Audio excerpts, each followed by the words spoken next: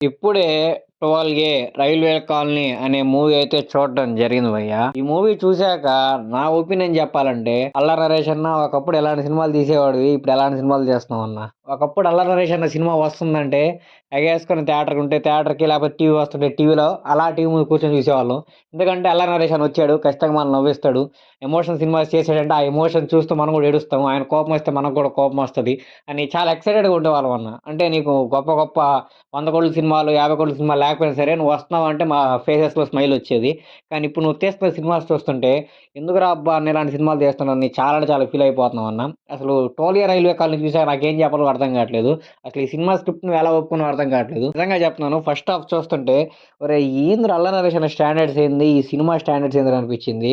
ఆహ్, వర్క్ నాకు చాలా అంటే చాలా దారుణంగా అనిపించింది. ఆ సినిమా బ్యాక్‌గ్రౌండ్స్ గాని, ఆ కాస్ట్యూమ్స్ గాని, ఆ వే ఆఫ్ టేకింగ్ గాని చాలా అంటే చాలా పూర్ అనిపించింది నాకసలు. అసలు 'అల్లరి నరేష్' అన్న ఒకప్పట్లో ఎలాంటి సినిమాలు తీసాడు, ఎలాంటి హిట్లు కొట్టాడు. ఇప్పుడేందిరా ఇలాంటి సినిమాలు తీస్తున్నాడని చెప్పి చాలా అంటే చాలా ఫీల్ అయ్యాను. ఇక మూవీ విషయానికొస్తే కూడా మూవీలో గొప్పగా చెప్పుకునే ఎలిమెంట్స్ అంటూ ఏమీ లేవు.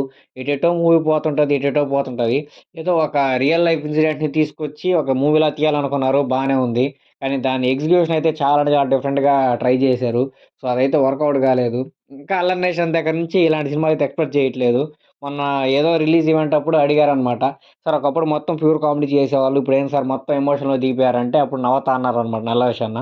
ఒకప్పుడు ప్యూర్ కామెడీ చేస్తే కామెడీ అని ఎమోషన్ చేయరని చెప్పారు. ఇప్పుడు కామెడీ చేయకుండా ఎమోషన్ చేస్తున్నాను. ఇప్పుడు ప్యూర్ ఎమోషనే అని అడుగుతున్నారు.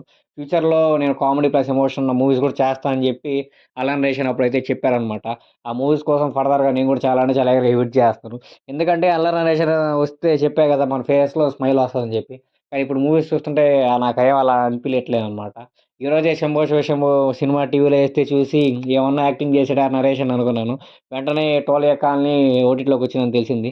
సరే ఒకసారి చూద్దాం మన నరేష్ అన్న 'శంభో శివ శంభో'లో యాక్టింగ్ చూసాం గదా!